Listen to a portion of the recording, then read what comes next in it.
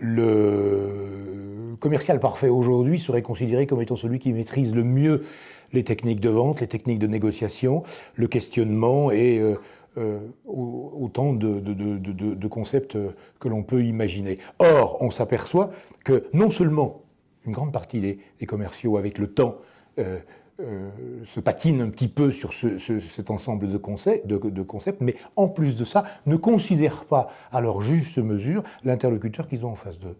Ça pose une véritable problématique parce que aujourd'hui, on passe son temps à rencontrer des interlocuteurs qui sont des prospects, qui ont des besoins. On passe son temps à se focaliser sur sa solution et non pas sur le problème de notre client. La partie savoir-être est un petit peu en retrait de ce qu'on pourrait attendre de la part d'un professionnel du commerce et de la relation commerciale. Le résultat, il est facile à reconnaître, c'est qu'au bout d'un moment, eh bien, les taux de transformation baissent considérablement.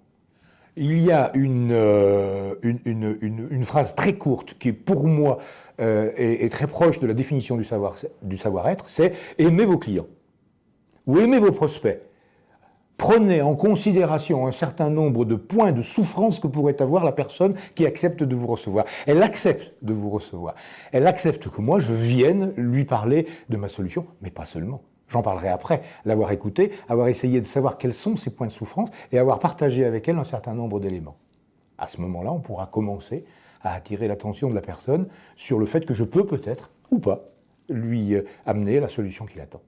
Alors, on pourrait se demander qui je suis exactement et qui je suis pour parler comme ça, pour apporter une espèce de science infuse en kit directement sur votre écran. Clairement, c'est 27 ans de présence sur le terrain avec des responsabilités commerciales diverses, commercial de terrain, chef de région, qui est compte manager, responsabilité des ventes nationales, etc., etc. Dans tout ce parcours, je retiens une seule chose. Chaque fois que je n'ai pas été, entre parenthèses ou entre guillemets, fusionnel avec mon interlocuteur, je suis passé à côté. Chaque fois, on n'a rien signé. Donc maintenant, aimez vos clients et vous allez vous apercevoir que ça ira un tout petit peu mieux.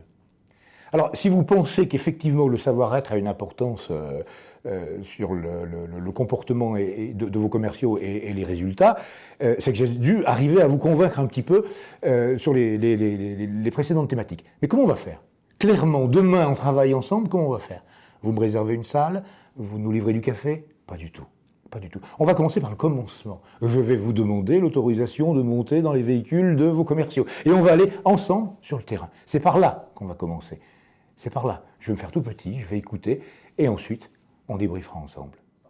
Alors, vous m'avez fait confiance. Les commerciaux ont été formés, notamment au savoir-être, et on les a remis sur la route en leur demandant de bien vouloir retourner voir leurs clients et de les aimer un peu plus que par le passé. Mais est-ce que ça va être suffisant ? Vous allez me demander bien évidemment des résultats. Alors clairement, ces résultats, je vous dirais bien qu'ils vont apparaître d'eux-mêmes dans l'amélioration des taux de transformation.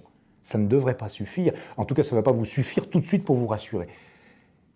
Alors, 27 ans. 27 ans de présence sur le terrain où, année après année, j'ai affiné cette quasi-doctrine que je mets en place et qui est faite d'un certain nombre de critères. C'est presque du monitoring, c'est presque du monitoring comportemental et je vous invite à vous revoir pour qu'on évalue ces critères ensemble et qu'on y introduise les vôtres si vous en avez auxquels vous tenez particulièrement.